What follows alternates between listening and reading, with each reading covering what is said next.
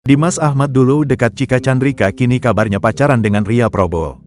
Dimas Ahmad masih jadi perbincangan karena kabarnya pacaran dengan artis senior Ria Prabowo. Sebelum ini Dimas Ahmad dulu kabarnya suka dengan Cika Chandrika namun ditolak. Kedekatan Dimas Ahmad dan Cika Chandrika terjadi kala dirinya masih ikut bersama Raffi Ahmad. Dan kini Dimas Ahmad posting foto bersama Ria Prabowo yang seolah mereka pacaran meski usianya terpaut jauh.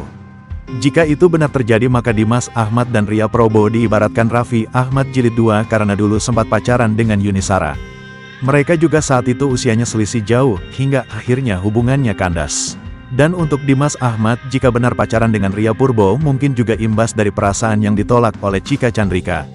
Ketika Dimas Ahmad masih pendekatan dengan Cika Chandrika, banyak warganet memperingatkan pemuda yang awalnya jualan bakso tersebut. Sebab Cika Chandrika disebut hanya mencari pasangan yang tajir, maka disayangkan jika Dimas Ahmad harus terbebani dengan hal itu.